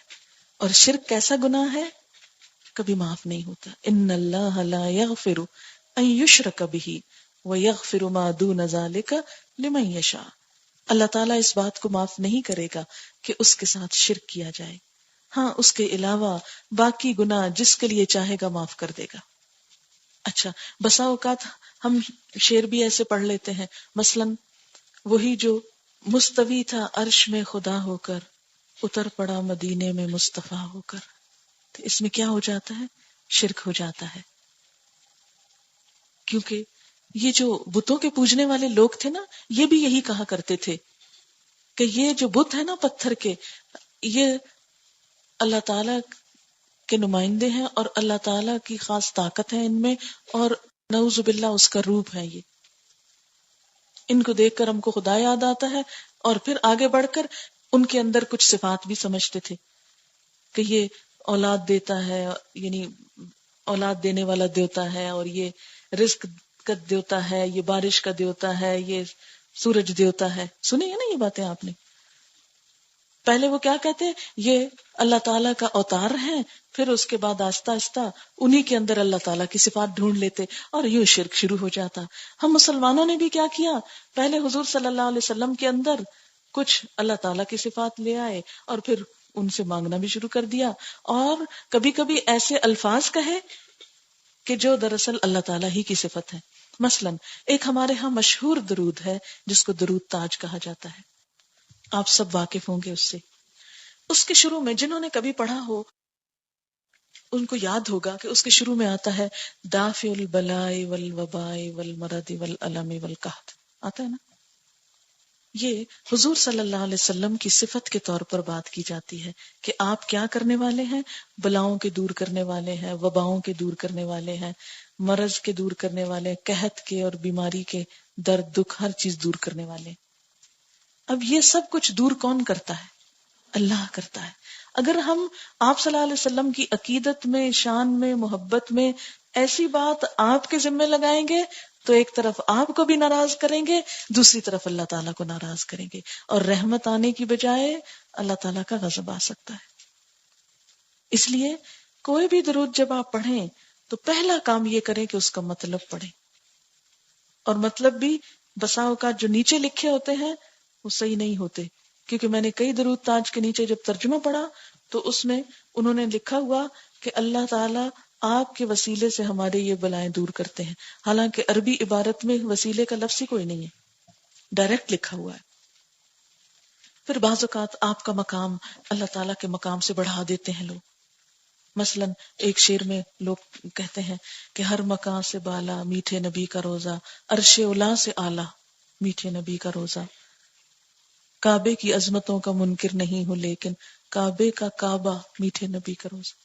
اب کعبہ تو کعبہ ہے نا، کعبے کا تو کوئی کعبہ نہیں ہے، لیکن اس طرح کی باتیں آپ کی محبت میں کر کے تو ہم اس سیدھے رستے سے کہیں اور نکل جاتے ہیں۔ جہاں آپ کی محبت ایمان کا حصہ ہے وہاں ایسی باتیں کرنا ایمان کو نقصان دیتا ہے۔ اس لیے ہم کو سوچ سمجھ کے، صرف کسی بات کے لیے یہ کافی نہیں کہ ہمارے آباء و اجداد کرتے تھے یا ہمارے بڑے کوئی جاہل ہیں اور فلاں صاحب جو ہیں وہ اتنے علم پڑھے ہوئے ہیں وہ جاہل ہیں، نہیں، بعض اوقات یہ ہوتا ہے کہ علم بھی ہوتا ہے، سب کچھ ہوتا ہے، لیکن ایسی عقیدت ہو جاتی ہے کچھ چیزوں سے کہ انسان ان کے خلاف کچھ بھی سننا نہیں چاہتا، اور خاص طور پر جس چیز پہ انسان خود چل رہا کبھی نہیں سننا چاہتا کہ میرے اندر یہ خامی ہے۔ اچھا، کسی کی بات نہیں سوچی، ہم میں ہر شخص اپنے بارے میں اس وقت سوچے اور اپنے سے پوچھے کہ جب کوئی مجھے میری کسی خامی، کمزوری، غلطی کے بارے میں بتاتا ہے تو میں اس کو سننا چاہتی ہوں، سنتی ہوں، سن کے اصلاح کرتی ہوں، غصے میں تو نہیں آ جاتی، ریئیکٹ تو نہیں کرتی، تو کیا ہوتا ہے؟ کرتے ہیں نا ریئیکٹ۔ ہم میں سے کتنے لوگ ہیں جو خوشی سے تنقید سنیں، اچھا اور بتاؤ میری غلطی کیا ہے؟ کبھی کہا ہم نے کسی کو؟ نہیں کہتے، اور اگر کوئی بھولے سے بتا بیٹھے تو ہم اس کے دشمن ہو جاتے، اس سے تو اب ملنا ہی نہیں ہے، تو بس میری غلطیاں بتاتا ہے مجھ کو۔ تو اس لیے جب کوئی ہم کو یہ بتاتا ہے نا تو فوراً کہتے ہیں ہاں یہ وہابی ہوگا نا اس لیے مجھ کو منع کر رہے۔ وہ وہابی کیا چیز ہوتا ہے؟ ہمیں کسی سے کوئی غرض نہیں کون کیا ہے اور کیا نہیں، ہم نے یہ دیکھنا ہے کہ جو وہ بات کہہ رہا ہے نا وہ صحیح ہے کہ نہیں، چاہے ہمارے ماں باپ ہی کیوں نہ ہو، چاہے ہمارے استاد ہی کیوں نہ ہو، چاہے ہمارے دوست ہی کیوں نہ ہو، چاہے پورا معاشرہ ہی کیوں نہ ہو، ہم کسی کی بات کو اس لیے نہیں لیں گے کہ یہ میرا فلانا رشتہ دار ہے اس لیے میں مان رہی ہوں اس کی بات، یا یہ میرا بزرگ ہے، یا یہ میرا محبوب ہے، یا یہ میرا پسندیدہ انسان ہے اس لیے اس کی بات تو میں نے ضرور مانی۔ نہیں، کسی کی بات بھی کب ماننی ہے؟ جب وہ اللہ کی بات کے مطابق ہو اور اللہ کے رسول صلی اللہ علیہ وسلم کی بات کے مطابق ہو۔ اگر اس کے خلاف ہے تو پوری دنیا ایک طرف ہو جائے، مجھے نہیں ماننی، اس لیے کہ میرے نزدیک اللہ کی ذات سب سے بڑی ہے اور محمد صلی اللہ علیہ وسلم کی ذات سب سے بھی محترم، میری اولاد سے، میرے ماں باپ سے، سب انسانوں سے زیادہ پیارے۔ اسی لیے تو کہا کہ ایمان مکمل ہی اس وقت ہوتا ہے جب آپ سے محبت اور آپ کی بات سب سے اہم ہو جائے۔ تو اس لیے کوئی ایسا درود نہیں پڑھنا کہ جس میں کوئی شرک کے الفاظ۔ تو اب 3 طرح کے درود ہو گئے نا، ایک ہے مسنون، دوسرے ہیں غیر مسنون لیکن اچھے الفاظ ہیں، اور تیسرے ہیں غیر مسنون لیکن ان کے الفاظوں میں غلو ہے یا کوئی مطلب کچھ صحیح نہیں لگ رہا، جو قرآن کی تعلیم یا روح کے منافی ہے، وہ درود نہیں پڑھنا۔ اب مسنون الفاظ کیا ہیں اور مسنون کیوں بتانے لگی ہوں؟ اس لیے کہ جو کچھ آپ نے سکھا دیا وہ سب سے اعلیٰ و افضل ہے، سب سے بہترین ہے۔ حضرت ابو حمید ساعدی سے روایت ہے، کہتے ہیں کہ صحابہ کرام نے عرض کیا، اے اللہ کے رسول صلی اللہ علیہ وسلم، ہم آپ پر کس طرح درود بھیجیں؟ آپ ہی ہم کو بتائیے کہ ہم کیا کریں، کیونکہ بڑے عقل مند تھے نا کہ جو آپ بتائیں گے وہی صحیح بات ہوگی، آپ کو خوش کرنا ہے تو آپ کی پسند کی چیز پڑھیں ہم۔ اچھا، ہم نے کبھی کیوں نہیں پوچھا یہ سوال کہ آپ نے کون سا درود پسند کیا تھا؟ ہم تو کیا کہتے ہیں، اچھا کس درود سے ہماری مشکلیں آسان ہوں گی ہم بس وہ پڑھیں گے، چاہے وہ آپ نے دیا ہو یا کسی اور نے لکھا ہو، مسنون ہو کہ غیر مسنون ہو، اس میں سچی باتیں لکھی ہوں یا اس میں شرکیہ باتیں لکھی ہوں، بس ہمیں تو اس سے غرض ہے کہ کسی نے یہ فرما دیا کہ اس سے سارے مسئلے حل ہو جائیں اور ہم آنکھیں بند کر کے اس کو پڑھنے لگے بے سوچے سمجھے۔ ایسے نہیں پڑھنا، کیا پڑھنا ہے؟ جو آپ نے دیا وہ ہماری پرائرٹی نمبر 1 ہے۔ صحابہ کرام نے عرض کیا، اے اللہ کے رسول صلی اللہ علیہ وسلم، ہم آپ پر کس طرح درود بھیجیں؟ آپ نے فرمایا، یوں کہو، یا اللہ محمد صلی اللہ علیہ وسلم پر، آپ کی ازواج پر، آپ کی اولاد پر، رحمت بھیج جس طرح تو نے آل ابراہیم پر رحمت بھیجی. یا اللہ محمد صلی اللہ علیہ وسلم پر، آپ کی ازواج پر، آپ کی اولاد پر اس طرح برکتیں نازل فرما جس طرح تو نے آل ابراہیم پر برکت نازل فرمائی. تو بے شک بزرگ اور اپنی ذات میں آپ محمود ہے. اور اس کی عربی عبارت کیسے ہے؟ اللہم صلی علی محمد و ازواجہ و ذریتہ کما صلیت علی آل ابراہیم و بارک علی محمد و ازواجہ و ذریتہ کما بارکت علی آل ابراہیم انک حمید مجید. یہ بخاری کی روایت ہے اور ہو سکتا ہے ہم میں سے بہتوں نے پہلی دفعہ یہ سنا. پھر اسی طرح ایک اور ہے، اس میں بھی صحابہ کرام نے حضور صلی اللہ علیہ وسلم سے پوچھا تو آپ نے کچھ یوں سکھایا: اللہم صلی علی محمد وعلی آل محمد کما صلیت علی ابراہیم وعلی آل ابراہیم انک حمید مجید. اللہم بارک علی محمد وعلی آل محمد کما بارکت علی ابراہیم وعلی آل ابراہیم انک حمید مجید. یہی ہم عام طور پہ نماز میں پڑھتے ہیں نا، یہ بھی بخاری کی روایت ہے. اسی طرح ایک اور آپ نے یوں سکھایا: اللہم صلی علی محمد النبی الامی وعلی آل محمد کما صلیت علی ابراہیم وعلی آل ابراہیم وبارک علی محمد النبی الامی وعلی آل محمد کما بارکت علی ابراہیم وعلی آل ابراہیم انک حمید مجید. اسی طرح کچھ اور ورشنز بھی ہیں، لیکن کچھ ایسے ہیں جو مختصر ہیں، یعنی یہ تو لمبے والے تھے، ذرا چھوٹا ورشن ایک میں آپ کو سناؤں گی، یہ بھی بخاری کی روایت ہے. اللہم صلی علی محمد عبدک و رسولک کما صلیت علی آل ابراہیم وبارک علی محمد وعلی آل محمد کما بارکت علی ابراہیم. پھر اسی طرح ایک اور درود ہے جو مختصر ہے، کیونکہ بعض اوقات دل چاہتا ہے زیادہ دفعہ پڑھیں لیکن لمبا پڑھتے ہوئے پھر ہم گھبراتے ہیں. تو اس پر حضرت زید بن خارجہ کی روایت ہے، کہتے ہیں کہ میں نے حضور صلی اللہ علیہ وسلم سے سوال کیا کہ مجھے درود بتائیے. آپ نے فرمایا مجھ پر درود بھیجا کرو اور دعا میں اسے لازم کر لو اور یوں کہو: اللہم صلی علی محمد وعلی آل محمد. بس یہ کیا ہے؟ مختصر ترین. کیسے؟ اللہم صلی علی محمد وعلی آل محمد. یہ چھوٹا سا ہے، تسبیح بھی ہو سکتی ہے آرام سے. اسی طرح آپ پر سلام کا طریقہ کیا ہے، اس کے مسنون الفاظ. حضرت عبداللہ بن مسعود رضی اللہ تعالی عنہ کہتے ہیں کہ رسول اللہ صلی اللہ علیہ وسلم ہماری طرف متوجہ ہوئے اور فرمایا: اللہ ہی سلام ہے، جب تم نماز پڑھو تو کہو تمام زبانی، جسمانی اور مالی عبادات اللہ تعالیٰ کے لیے ہیں. اے نبی صلی اللہ علیہ وسلم، آپ پر اللہ کا سلام اور اس کی رحمتیں اور اس کی برکتیں ہوں، ہم پر بھی اور اللہ کے نیک بندوں پر بھی سلام ہو. جب تم یہ کہو گے تو یہ الفاظ اللہ تعالیٰ کے تمام نیک بندوں کو پہنچ جائیں گے، چاہے وہ آسمان میں ہوں یا زمین میں. میں گواہی دیتا ہوں اللہ کے سوا کوئی معبود نہیں، اور میں گواہی دیتا ہوں کہ محمد صلی اللہ علیہ وسلم اللہ تعالیٰ کے بندے اور اس کے رسول ہیں. اور یہ کیا ہے جو ہم التحیات جس کو کہتے ہیں، اس میں بعض اوقات لوگ پڑھنے میں غلطی کرتے ہیں، کہتے ہیں التحیات. التحیات نہیں ہے، التحیات. التحیات تحیات اصل میں تھا اور اس سے شروع میں ال لگا، تو التحیات.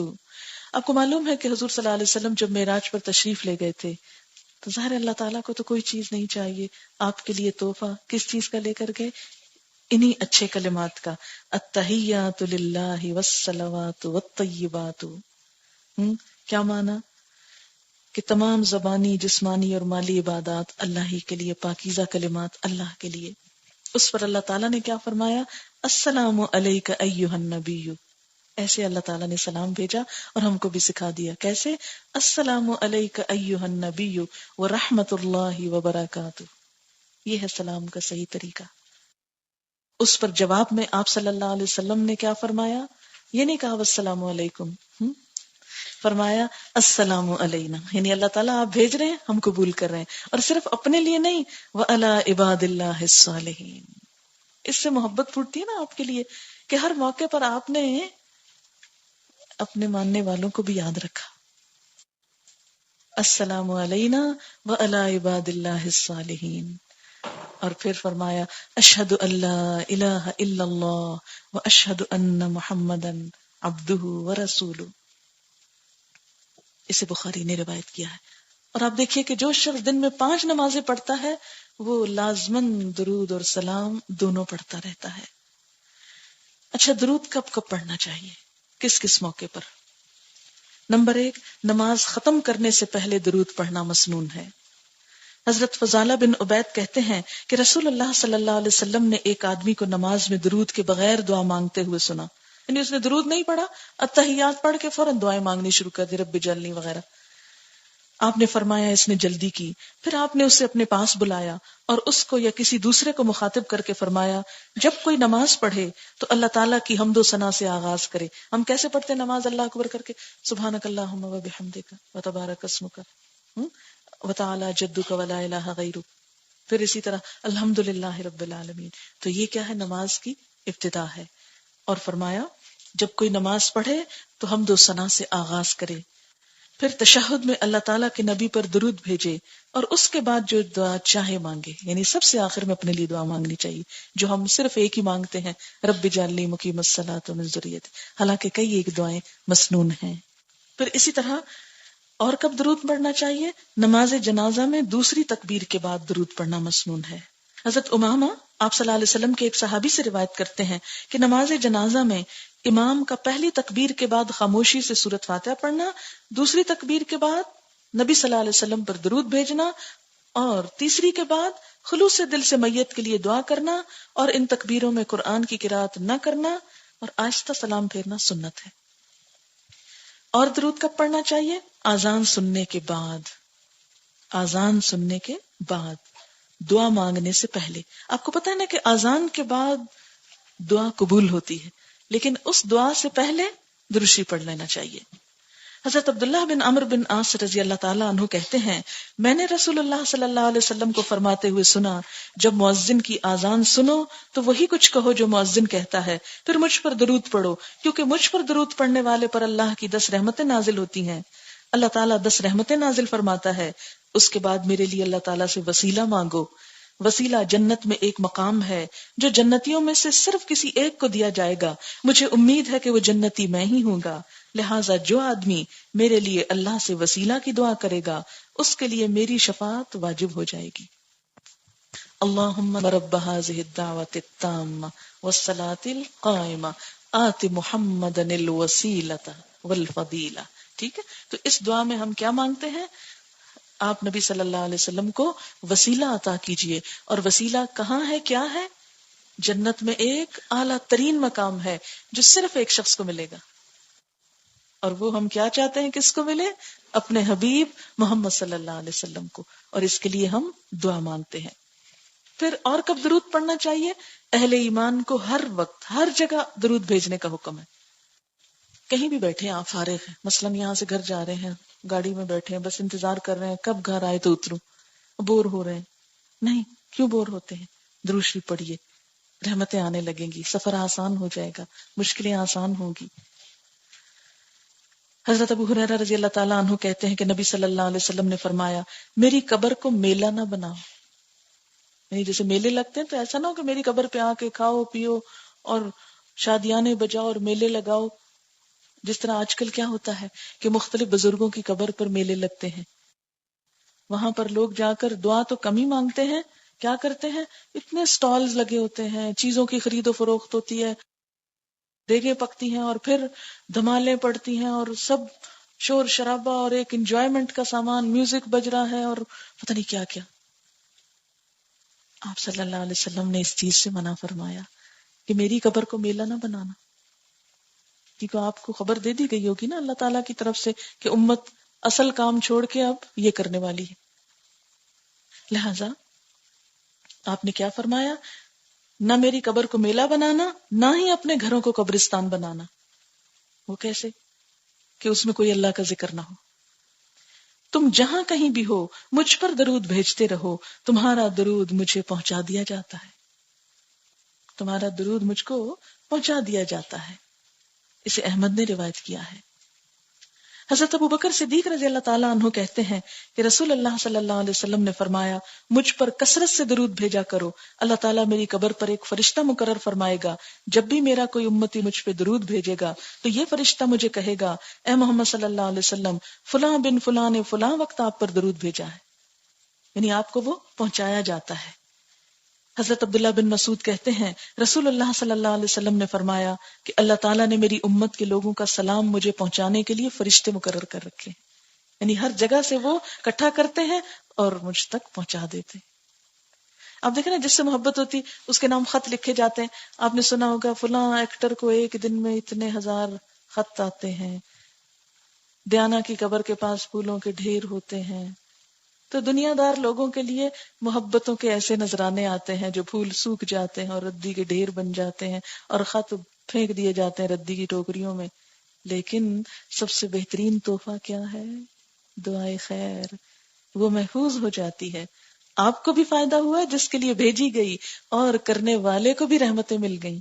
کیا خوبصورت انداز ہے محبت کے اظہار کا۔ اور فرشتے مقرر ہیں جو پوری دنیا سے میل آپ تک پہنچا رہے ہیں، کون کون آپ کے لیے تحفے بھیج رہا ہے۔ اور درود کے تحفے نہ مرجھاتے ہیں، نہ سوکھتے ہیں، نہ ردی میں جاتے ہیں، عرش بالا پہ جمع ہو رہے ہیں۔ جمعہ کے دن آپ صلی اللہ علیہ وسلم پر کثرت سے درود بھیجنا چاہیے، یہ یاد رکھیے، اس بات کو کبھی نہ بھولیے۔ حضرت ابو مسعود انصاری کہتے ہیں کہ رسول اللہ صلی اللہ علیہ وسلم نے فرمایا کہ جمعہ کے روز مجھ پر کثرت سے درود بھیجا کرو، جو آدمی جمعہ کے روز مجھ پر درود بھیجتا ہے وہ میرے سامنے پیش کیا جاتا ہے۔ اسے بہقی نے روایت کیا جاتا ہے، یعنی اس کا تعارف بھی ایک طرح سے آپ کے سامنے ہوتا ہے۔ حضرت اوس بن اوس کہتے ہیں کہ نبی صلی اللہ علیہ وسلم نے فرمایا سب دنوں میں جمعہ کا دن افضل ہے، اسی روز آدم علیہ السلام پیدا کیے گئے، اسی روز ان کی روح قبض کی گئی، اسی روز سور پھونکا جائے گا، اسی روز اٹھنے کا حکم ہوگا، لہٰذا اس روز مجھ پر کثرت سے درود بھیجا کرو کیونکہ تمہارا درود میرے سامنے پیش کیا جاتا ہے۔ صحابہ کرام نے عرض کیا اے اللہ کے رسول صلی اللہ علیہ وسلم، آپ کی وفات کے بعد آپ کی ہڈیاں بوسیدہ ہو چکی ہوں گی، یا یوں کہا کہ آپ کا جسم مبارک مٹی میں مل چکا ہوگا، تو پھر ہمارا درود آپ کے سامنے کیسے پیش کیا جائے گا؟ آپ نے فرمایا اللہ تعالیٰ نے انبیاء کے جسم زمین پر حرام کر دیے ہیں، یعنی انبیاء علیہ السلام کا درجہ تو شہداء سے بھی بڑا ہوتا ہے، شہید مر کے نہیں مرتے اور ان کے جسموں کو بھی زمین نہیں کھاتی، اسی طرح انبیاء علیہ السلام جو ہیں ان کے جسم کو مٹی کوئی نقصان نہیں دیتی۔ دعا مانگنے سے پہلے اللہ کی حمد و ثنا کے بعد درود پڑھنے کا حکم ہے، جس کا ذکر پیچھے بھی کیا جا چکا ہے۔ گناہوں کی بخشش حاصل کرنے کے لیے درود شریف پڑھنا چاہیے، تکلیف، مصیبت، رنج اور غم کے موقع پر کثرت سے درود شریف پڑھنا چاہیے۔ آپ صلی اللہ علیہ وسلم کا نام مبارک سنتے ہوئے، پڑھتے ہوئے یا لکھتے وقت درود شریف پڑھنا چاہیے، اور لکھتے وقت صلی اللہ علیہ وسلم پورا لکھنا چاہیے۔ اگر بہت تیز لکھ رہے ہیں، جیسے امتحان میں آپ پیپر حل کر رہے ہیں اور اتنا وقت نہ ہو تو ایک دفعہ پورا لکھ لیجئے اور ہر دفعہ سواد کے ساتھ انڈیکیشن دے دیجئے۔ اسی طرح انگریزی میں پیس بی اپون ہم ایک دفعہ پورا لکھ لیجئے اور اس کے بعد ایبریویشن بھی لکھی جا سکتی ہے، لیکن اس سے زیادہ اچھا ہے کہ انگلش میں محمد لکھ کر اور اوپر سواد کا انڈیکیشن دینے کا رواج ڈالے صلی اللہ علیہ وسلم۔ حضرت علی رضی اللہ تعالیٰ عنہ کہتے ہیں کہ جس کے سامنے آپ کا نام لیا جائے پھر وہ درود نہ پڑھے وہ بخیل ہے۔ اسی طرح مسجد میں داخل ہوتے اور مسجد سے نکلتے وقت درود و سلام پڑھنا مسنون ہے۔ حضرت فاطمہ کہتی ہیں کہ رسول اللہ صلی اللہ علیہ وسلم جب مسجد میں داخل ہوتے تو فرماتے بسم اللہ والسلام علی رسول اللہ، اللہم اغفر لی ذنوبی وافتح لی ابواب رحمتک۔ اللہ کے نام سے مسجد میں داخل ہوتا ہوں اور اللہ کے رسول صلی اللہ علیہ وسلم پر سلام ہو، اے اللہ میرے گناہ معاف فرما اور اپنی رحمت کے دروازے میرے لیے کھول دے۔ اور جب مسجد سے باہر نکلتے تو فرماتے بسم اللہ والسلام علی رسول اللہ، اللہم اغفر لی ذنوبی وافتح لی ابواب فضلک۔ اے اللہ کے نام سے مسجد سے نکلتا ہوں، اللہ کے رسول صلی اللہ علیہ وسلم پر سلام ہو، اے اللہ میرے گناہ معاف فرما اور اپنے فضل کے دروازے میرے لیے کھول دے۔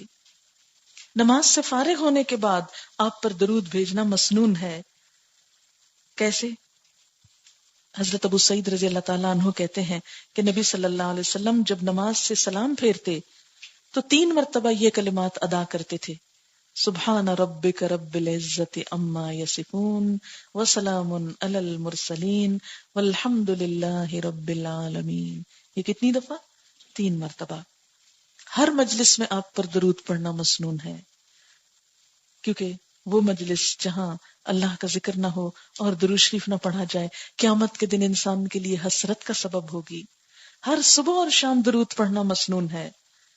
حضرت ابو الدرداء کہتے ہیں کہ آپ صلی اللہ علیہ وسلم نے فرمایا جس نے 10 مرتبہ صبح اور 10 مرتبہ شام درود پڑھا اسے قیامت کے دن میری سفارش حاصل ہوگی. لیکن یاد رکھیے اذان سے پہلے درود پڑھنا سنت سے ثابت نہیں. کسی بھی فرض نماز کے بعد بلند آواز سے سب کا مل کے پڑھنا ایسا بھی کبھی سنت میں نہیں ہوا.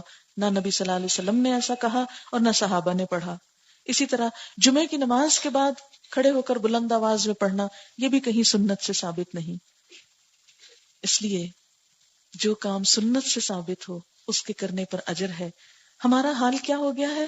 جو طریقے سنت سے ثابت ہیں وہ ہم کرتے نہیں، اور جو آپ نے نہیں کیے ان پہ ہماری توجہ ہے، جس کے نتیجے میں مسلمانوں میں انتشار اور افتراق بھی ہوتا ہے، اور اس کے ساتھ ساتھ وہ صحیح کردار اور اخلاق اور مسلمان سامنے نہیں آ رہا جو پیدا ہونا چاہیے ان سارے اعمال کے نتیجے میں. ایک درود شریف جس کی بہت فضیلت ہے وہ بھی میں آپ کو بتا دیتی ہوں. حضرت جابر رضی اللہ تعالیٰ عنہ کہتے ہیں کہ رسول اللہ صلی اللہ علیہ وسلم نے فرمایا جو شخص صبح اور مغرب کی نمازوں کے بعد بات کرنے سے پہلے 100 بار درود پڑھ لے تو اللہ تعالیٰ اس کی 100 ضرورتیں پوری فرماتا ہے، 30 دنیا میں اور 70 آخرت میں. اور وہ درود کے الفاظ کیا ہیں؟ اللہم صلی علی محمد، اللہم صلی علی محمد. اب دیکھیے اس کو پڑھنے میں کتنی دیر لگے گی؟ کچھ بھی نہیں. تو مختصر ترین میں اللہم صلی علی محمد صلی اللہ علیہ وسلم اور اللہم صلی علی محمد وعلی آل محمد، یہ درود آپ کثرت سے پڑھ سکتے ہیں. سبحان ربک رب العزت عما یصفون وسلام علی المرسلین والحمد للہ رب العالمین. سبحانک اللہم وبحمدک نشہد ان لا الہ الا انت نستغفرک ونتوب الیک.